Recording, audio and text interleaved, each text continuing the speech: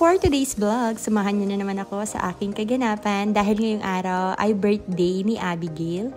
So wala na akong naisip na ibigay sa kanya dahil gusto ko tsinelas na lang dahil alam kong matutuwa siya dito. Alam niyo naman, tong bata na to marunong na magsalita at magreklamo kapag hindi niya nagustuhan yung mga binibigay ko. Busy na nga sila sa paggawa ng handa ni Abigail, kaya naman late na din ako pumunta dito dahil nagpagupit pa yung husband ko. Pagkarating namin dito, nagsisimula na silang magluto.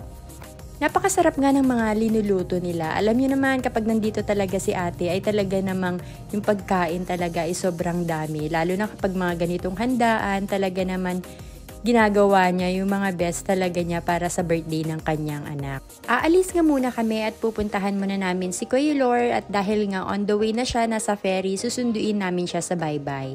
So sinama muna namin si Abigail para walang malikot dun sa bahay nila ate. Char! At eto na nga, habang bumabiyahe kami ay talaga namang tulog na tulog siya. Ikaw ba naman yung pagod na pagod? Tuwing lumalabas yung sasakyan nila sama-sama talaga siya. At dahil hindi nga sumabay yung panahon, talaga namang malakas yung ulan at hangin. So hindi natin may iwasan dahil nga meron ngang bagyo talaga ngayon. So nandito na kami sa bye-bye at susunduin na namin si Kuya Lor. Ang dami ngang tao, pero alam nyo ba, natatakot ako tuwing ganito yung panahon. Never talaga akong pupunta ng city. Alam nyo naman, takot na takot talaga ako sa malalaking alon. Experience ko kasi dati, hindi pa ganyan yung mga bangka nila. So, ganyan pa lang dati. And ngayon kasi, ferry na yung gamit nila. So, mas safe talaga ngayon. Hindi like dati talaga ay bangka lang talaga yung ginagamit patawid papuntang city. Kita nyo naman, napakalakas nung alon. Pagka-uwi nga namin ay nadatnan na namin na nandito si Alex at si Mikmik na nagkakantahan. Buti naman at nagkanta sila para hindi masayang yung videoke. At eto naman, nakaluto na sila ng sisig at si ate magluluto naman siya ng kanyang pinaka-special na maha. Alam nyo, napakasarap magluto talaga ni ate. Pati talaga sa Korea, nagiging sideline na rin niya yung paggawa ng kanyang mga kakanin. Dahil nga nung natikman ng mga kasamahan niya ay talaga namang nagustuhan. Kaya ayun, pinush niya nang magluto ng mga iba't ibang klase ng kakanin sa Korea. At habang nagluluto pa lang sila, kami ay magde-decorate sana. Kaso nga lang, sobrang lakas ng ulan at hangin. Paano ba kami makakapag-decorate niyan? Kasi yung mga balloons na ginagawa namin, nagsisiliparan na. Kaya hindi namin alam kung anong gagawin namin. At eto pa nga, si tatay, pinapayungan niya na lang si ate dahil lumalakas na yung ulan. Kaya binibilisan na talaga nilang matapos yung pagpipirito dito sa labas. Kaya eto, dito na lang sila sa loob nagprito.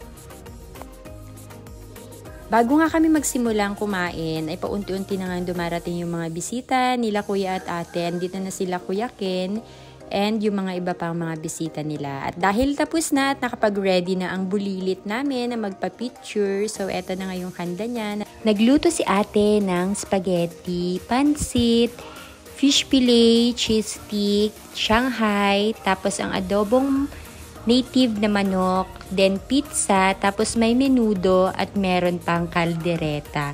Tapos meron ding mga buko salad at maha.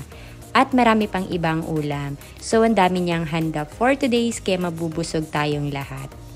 Nagpicture nga lang din silang family para naman meron silang mga remembrance. And nagpray na rin kami at ang nag-lead ng prayer ay si Mikoy. And kakantahan lang namin siya ng happy birthday. Gulong-gulo na yung hair niya dahil excited na siguro siyang buksan yung mga ibang gift niya. At dahil dyan, kakantahan na namin siya ng happy birthday. So happy birthday Abigail. Love ka ni Mami Beng and ni Tito Nonoy mo. And ang wish lang lagi namin sa'yo ay dapat magsuot ka lagi ng dress mo. Charis! So, cute na cute talaga ako kasi kapag nakadress siya. So, ayun lang. Ito lang yung kaganapan ng kanyang kaarawan. Kaya sana nag-enjoy kayo. Don't forget to like and share my video. Thank you for watching. Bye-bye!